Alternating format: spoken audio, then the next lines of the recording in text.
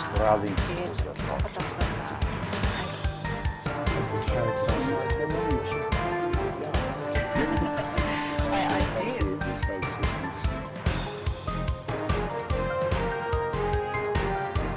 Welcome.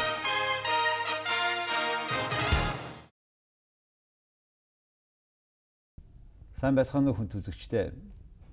Өнөөдөр орой манай де факто нэвтрүүлгийн зочноор Америк нэгдсэн улсын Ранд Корпорац буюу судалгааны институцийн ахлах эдийн засагч ноён Ховард Шатц оролцож байна. Ранд Корпорацийн ахлах эдийн засагч доктор Ховард Шатц олон улсын эдийн засгийн харилцаа, олон улсын эдийн засгийн хөгжил, гадаадын шууд хөрөнгө оруулалт, олон улсын худалдаа, үндэсний аюулгүй байдлын чиглэлээр мэргэшсэн. Тэрээр Ранд Корпорацид ажилд орохоос өмнө Калифорни олон нийтийн институтэд судлаачийн үүрэг гүйцэтгэж байсан. Мөн Шатц нь Дэлхийн банкнд Латин Америк, Африк, Өмнөд Азид зөвлөхөөр ажиллаж байсан юм. 2007-оос 2008 онуудад Америк нэгдсэн улсын Ерөнхийлөгчийн эдийн засгийн зөвлөхүүдийн консулд ахлах эдийн засагчаар ажиллаж, Иракийн эдийн засаг болон Америк нэгдсэн улсын экспортын асуудал дээр ажиллаж байсан. Good evening. Good evening. So tell us about this project you are doing in Mongolia now. Mongolia, as you know, has had tremendous positive economic growth. This year is a problem. Okay. But through last year, the question is how to convert that growth into how to reform the labor market so that people in Mongolia can participate in that growth, and so that as the economy grows, the workforce can become more skilled and the economy can become more developed. Because of this need, Mongolia and my organization, RAND, an international research organization, collaborated on a study of the labor market. The ideas came from Mongolia. In particular, we had met with cabinet members, and Member of Parliament Bachemeg had the long-term vision to be interested in us. We did three things in our collaboration. The first thing we did was we did an overall diagnosis of the labor market. How well is it working? What are its constraints? What are its major problems? For that, we used international data and Mongolian data. The second aspect was to do a survey, a nationwide survey, of an issue that would be important to the labor market. And then the third thing we did was to take the results of the first two and come up with policy recommendations. Oh, wow. Okay. Have you done it already? We have completed our work. Okay. Now, it needs to be reviewed. I should add that we did this all in a very close collaboration with the Institute of Labor Studies as part of the Ministry of Labor, with a team led by its director, Chimidorj, and then 5 other people. The way RAND works and the way we're encouraging research institutions in Mongolia to work is to go through a rigorous quality assurance process. So we worked with them carefully, we have our results, we are talking about our results, but at the same time, the work we've done will go out for peer review, so other economists, people familiar with Mongolia and with labor markets. They will review what we've done. We will take their comments. If we need to make changes, we'll do so. As well, we've been soliciting comments from within Mongolia to make sure that we're on the right track. Labor market. You know, let me ask questions from ordinary people's point of view, how the people see and observe this market. We say that it's a young country, you've made a lot of database, and overall, what was the general labor market pool in the country? And how you define them? Right. So we used international definitions. We wanted to look at people age 15 and older, right, to consider the potential people who would be in the labor market. We found a number of positive trends among those people. Right? The first positive trend is that the education level is rising. Now you can say maybe the education people are getting is not very good, but we also found that if you get more education, you get a higher salary, which means employers are valuing the education people are receiving. Right? So that's one thing that we found. The second thing we found for the Mongolian labor market was that unemployment has been falling. There's a big concern about unemployment. But we find that compared to other similar countries, the unemployment rate is not a serious problem. What we did find were serious problems were the overall participation of people in the labor force. It's quite low. Right? And the second major problem is that because the skills and the education level of people are still fairly low, it's a developing country, the jobs that are available are often not very good or not high productivity jobs. We say that under 16 years old population is almost half of the population, 1.5 million. And if you regard everybody 15 and over, that if we disregard, say, the senior people, then we estimate that some 1 million people is our total labor pool. And out of this 1 million, about 100,000 of them are working abroad. And you said about this level of participation law also because probably the gray economy is high, and people, we estimate some 200 or so thousand people are working that gray economy where they don't report anything, including these people who is working on the market, just, you know, barter market, and plus people, we call them ninja. Maybe you know the term. People who are going, sort of your time, California, you are from California, gold rush time, everybody was running after gold. Right. And I think this population is quite big.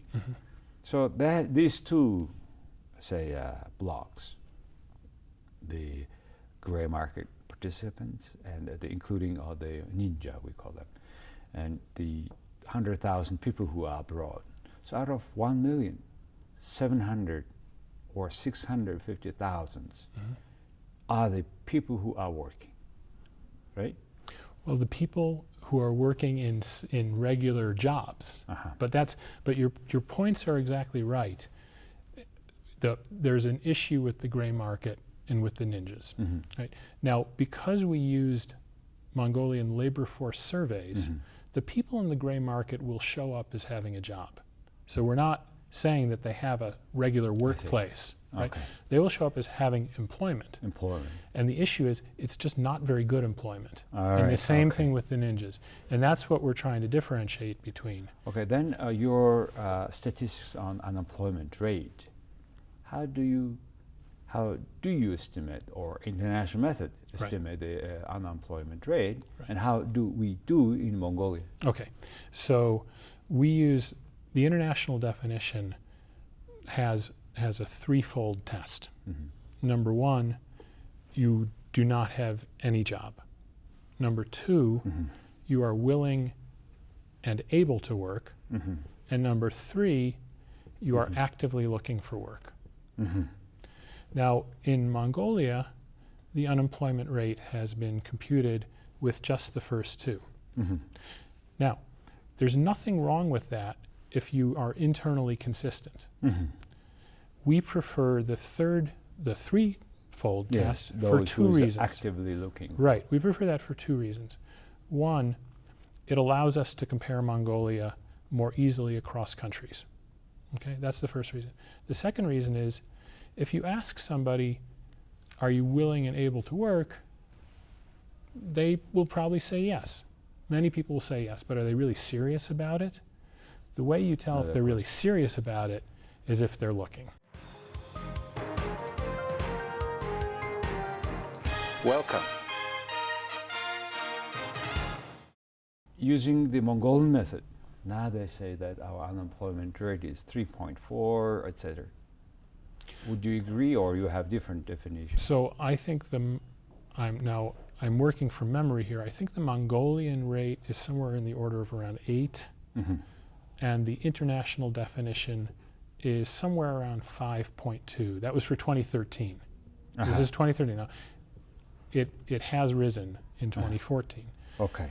What we think is most important about this is, even if you use the Mongolian rate, the trend through 2013, not counting this year, has been downward. And even the Mongolian rate, with international comparisons, it's not bad. So what you mean is there will be less down the road people unemployed by whatever these categories are. If the trend continues. And that's the real question, is how do you keep that trend continuing? All right. Okay, then let's take one aspect of this issue. In Japan, for example, because the longevity goes up to 79, even 80. Here we have go 69, 70, 10 years or 12 years less. The more we go, the senior people are more, we have a sort of, this labor goes down, they relate to demographic situation. In general, in particular developed nations. What is the situation in Mongolia? Labor market is growing or going down? So for older people are dropping out of the labor force. Let's go back when I said that Mongolia has a low rate of labor force participation. There are two main reasons for that, one good, one bad.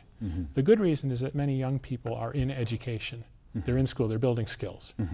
And that can be very good. If you'd rather have a person building skills when they're young than working and not building skills. But what we see very dramatically is around the time that people are eligible for pensions, they leave the labor force. And pensions are available at quite a young age compared with many other countries. So we take women who, if they have 4 children or more, are eligible for a pension. If you look at a graph of labor force participation by age, when you get to around age 50, you see the labor force participation of women drop very dramatically.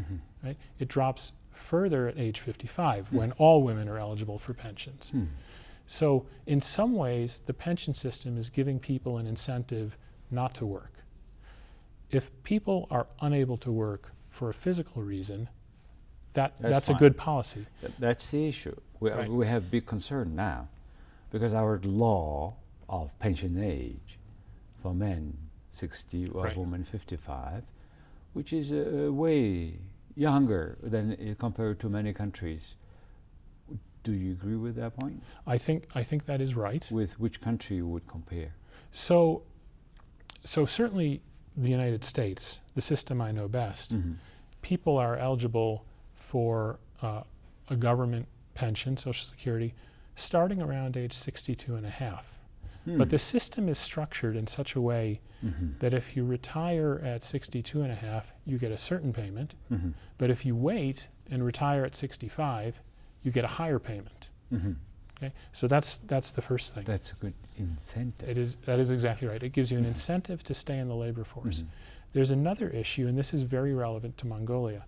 Mongolia has been considering a reform of its pension system. It's been in process, changing from what we would call a defined benefit, you get a certain benefit, to a defined contribution.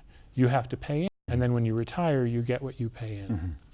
The defined contribution system gives further incentive to stay in the labor force, because as you're working, you can keep contributing to your pension. And if you leave work, you stop contributing. Yes. So that gives more incentive for people to stay in the labor force, keep working, contribute to their pensions. In the U.S.?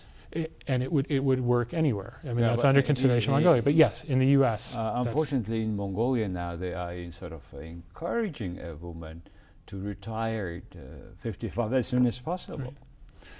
And what can we do? I mean, what is the best way? You saw the whole statistics, trends. Right. So the best way to change that is to raise the pension age, right?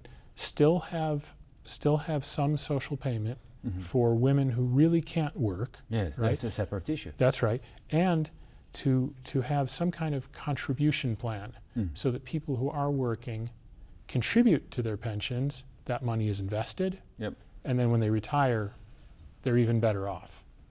On the other hand, here, the other reason is people who were born after 1960, sort of, they're supposed to have an account. Right. And they're supposed to know how much they have on their account. Right. Which is not the case.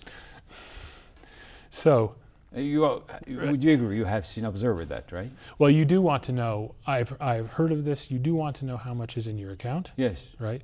You want to know that it's being have a invested or full used right to safely. know. That's exactly right. And again, looking at the U.S. system, I have retirement accounts. Right. I know exactly how much is in there. Yep. The Chilean system in Chile. Yep. Right. Chile very early moved to this kind of system around 1980. Yes. People have accounts. It's been very successful. That's the problem here. Our government keep talking that, and the whole pension system works in Mongolia as you pay as you go. Okay. Right. So and there is no guarantee that Right. tomorrow you want to retire, you are not sure how much you will receive. Right. Mongolia is not alone. Pay-as-you-go systems are causing problems around the world. And do you see any trend that it goes? These countries are becoming more or less? More or less. I mean, in those pay-as-go countries, they are. Oh, no. I think because this doesn't work. No, the emphasis on reform is to change to a defined contribution or a fully funded system. That's right. So the movement is not towards pay-as-you-go. So a country like developing country like Mongolia, where they cannot afford today having money for everybody from now, and as pay as go, then they don't have money to give to everybody. Right. Today, those who is working, just this money they pay to social insurance, they immediately pay to the pension. Right. Right. So when this is circle, right? Right. You cannot go more. How we can break it up? Making a reform for younger people. You can't say to older people, you can't say to people age 50, we're going to change the pension system on you, right? They haven't saved, they've been under an old system. So they have a regular system, they have the pay-as-you-go system.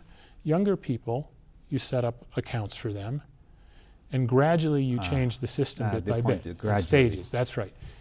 But for that, you should have a certain vision that you are committed to do so. Well, so now you're really talking about issues of governance, government effectiveness. Yes. We did not look at that. Okay. Right? That was not part of our mission, but it's always an issue, right? There's always a gap between the idea and implementation. All right. Okay. Then let's go from the issue from the other side. The countries like Germany, right, Austria, if they want to grow the economy, they need fresh labor, which is not from inside of the country. They need immigrants to come in. Right.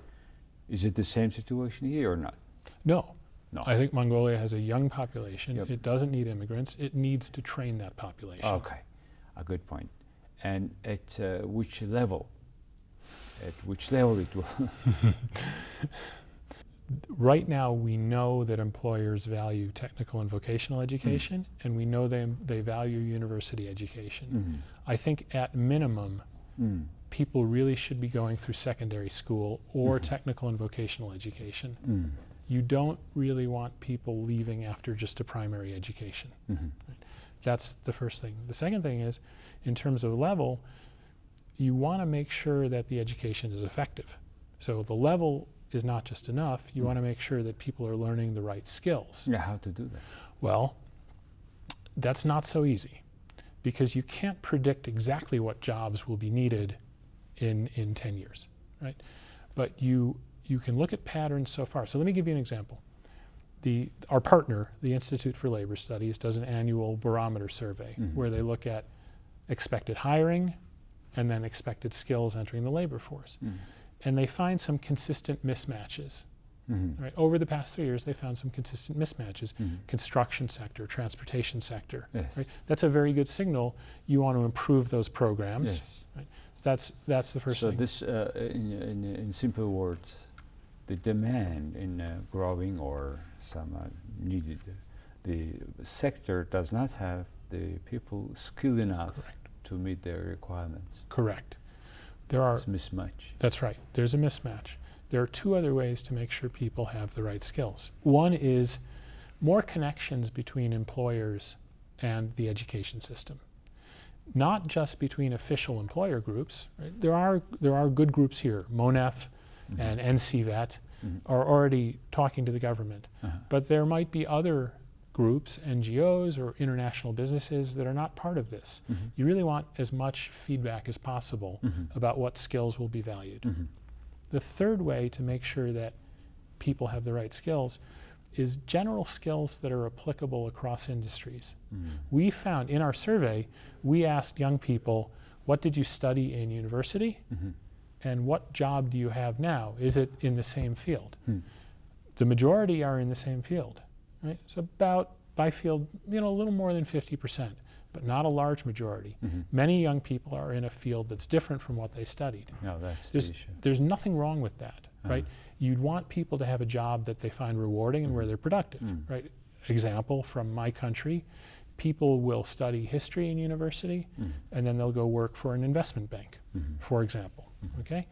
The issue is, since people are going to do that and since the economy is going to change, you want them to have certain broad skills, what we call soft skills, right? Ability to work in teams, ability to follow instructions.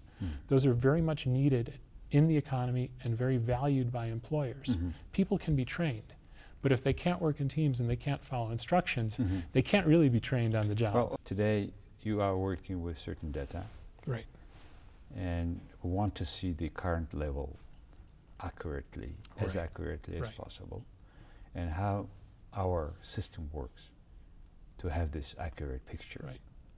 Are they doing the right job, or still a lot of things missing, or how do you see that? Because you can compare with other countries. Right. So the basic labor market data is very good. So if I want to know something from the labor force survey, I have confidence in that. Right? In terms of data on special topics, youth attitudes, for example, which was our survey, right? More work needs to be done. And here, I'm very pleased to be able to say that our collaborator, the Institute for Labor Studies, has gotten a good start on this. This was a very valuable collaboration. Is it a new institute, or? It is new. It started October 2012 when the new Ministry of Labor. Yeah, and it's within the government. They've already done a variety of surveys, and we've gotten some good information from those surveys. There's more work that needs to be done.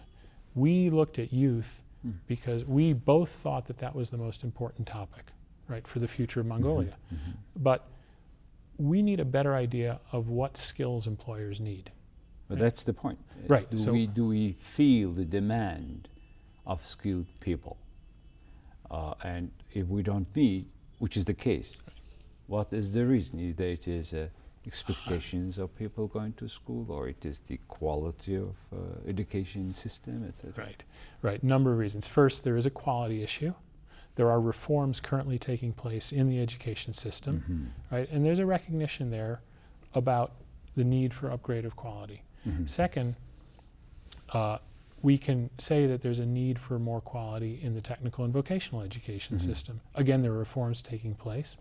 We would strongly encourage that those reforms intend for the system to reach international standards, right, in every subject. In some cases, young people don't know what they should be doing to prepare for a job. So we think that if they had more career guidance in the schools when they were young, right, that might help them prepare better. Right? Even if the education system is very good, but young people don't know how to prepare themselves, you'll have a gap.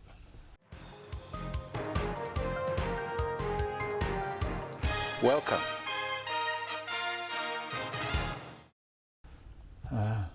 In Germany, in European countries, there is a system called apprenticeship.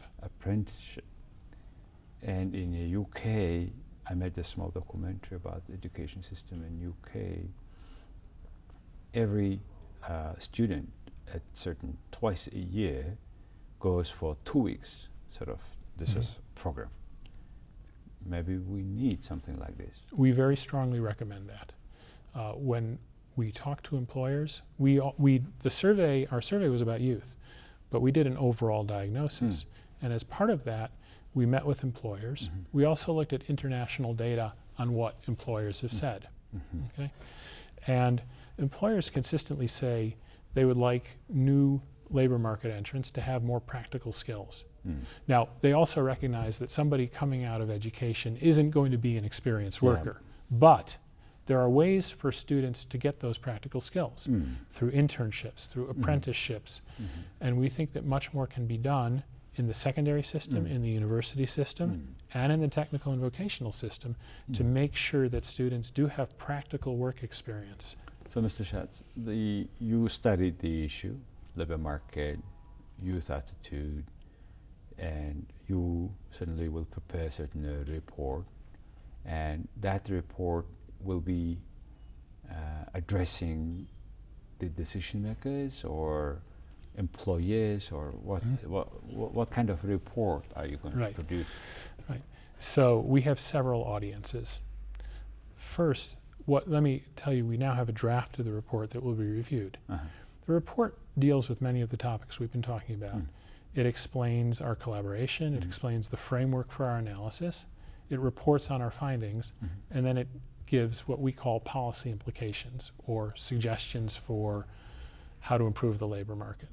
So our first target are the policymakers, the members of parliament, the officials in the Ministry of Labor, but we want to go beyond the Ministry of Labor. We think our report would be useful for officials in the Ministry of Education and in the Ministry of Population Development and Social Welfare, as well as any ministries that deal with investment issues and business climate. So that's an audience.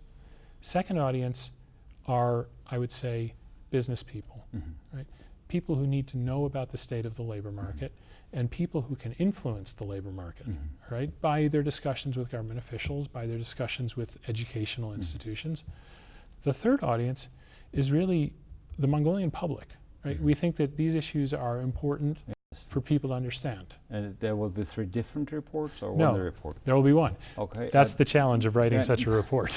then in terms of data, right? The way you collect, and because obviously you don't do something that can be ended today, but will that institute or somebody else be able to continue your study using that method to upgrade every year? Yes. So the survey that we designed was not written only by us. This is one of the, I would say, the most valuable point about our collaboration. I told you that we did those 3 tasks initially. There was actually a 4th unwritten task, and that was to do capacity building and to help the institute upgrade its skills and become a better research institute. We thought our National Statistics Office have all the statistics before. So the National Statistics Office has a very good statistics program. I can tell you, we didn't know what to expect when we started working here. My experience with many other developing countries is that the statistics was not as developed. Right?